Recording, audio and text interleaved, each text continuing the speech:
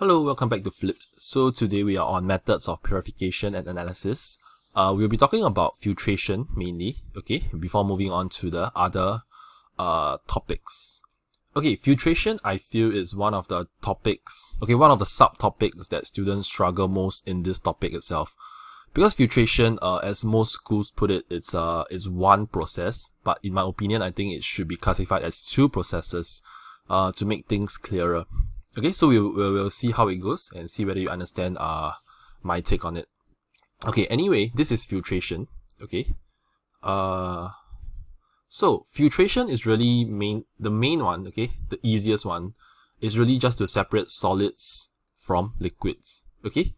So what do I mean? For example, in the case of rocks and water. Okay? My process, okay, this procedures is to pour this solid liquid mixture into the filter funnel lined with filter paper. Okay, so you can see here in this beaker, I have all these tiny dots here are actually rocks, okay, or pebbles. Okay, it's in water now, so I pour it in this direction, okay, which is a filter funnel lined with filter paper. Okay, so some people may be confused. What are these two, right? Filter funnel and filter paper. Okay, so these are two different things, two separate components, okay, but used together. So filter funnel, okay, obviously it's like a funnel, it allows anything to pass through. But filter paper only allows water molecules to pass through. Okay, hopefully it's clear. Okay, and when they use together, they are like form this Y-shaped thing. Okay, when you pour the water with rocks in it, okay, only the water pass through. Okay, this makes sense, right? This is like a primary school science, okay? Only the water pass through. What gets left behind are the pebbles or rocks. Okay, it's clear, right? Quite easy.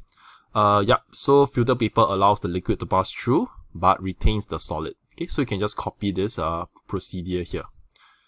Two things to note about this process, okay, this part of filtration is that filter paper is fragile, okay, and may tear, okay?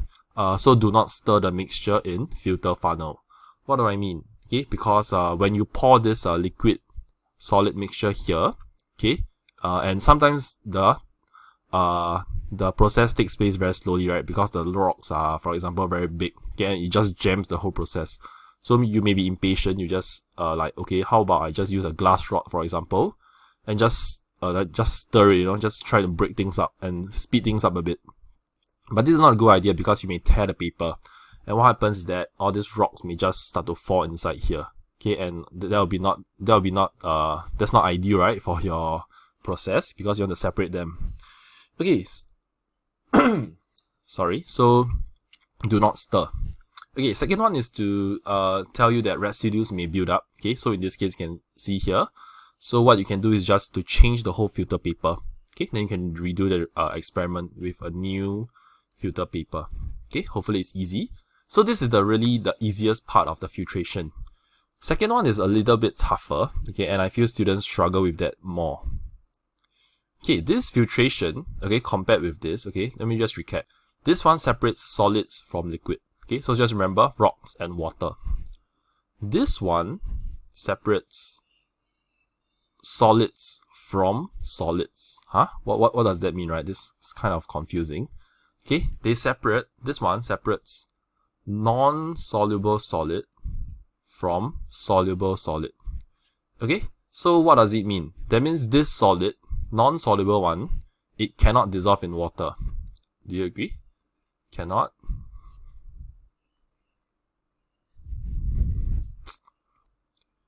Cannot dissolve. Okay, that's why it's called non-soluble. Whereas this one, soluble, it just means it can dissolve. Okay, quite simple, right? Okay, so you add, how is it done is basically you add water, okay, to the salt and sand mixture to dissolve the soluble solid. So for example, I have a salt and sand, in this beaker, am I right?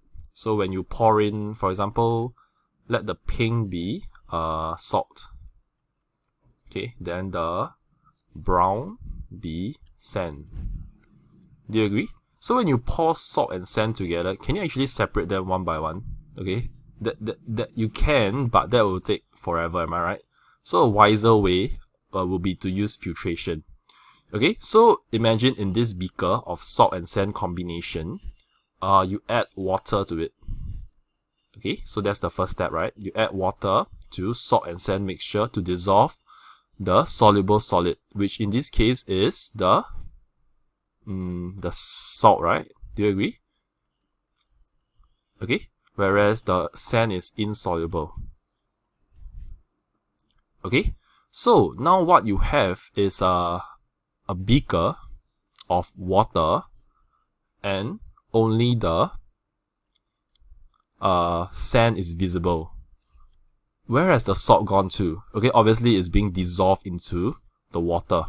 Alright, so this one actually is just made of two parts. If you just observe, okay, it's really just sand and salt water. You can't really see salt anymore because it's being dissolved inside. Okay, hopefully that makes sense. So now you pour the solid liquid mixture into the filter funnel as with the above, correct?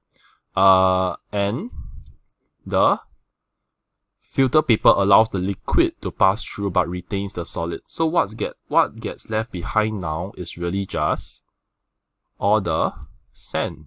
Makes sense, right? What passes through now is salt water. Okay, you cannot see the salt obviously because it's being dissolved inside, but you know that salt is present here. Okay, and so that's why we say here that insoluble salt is the residue.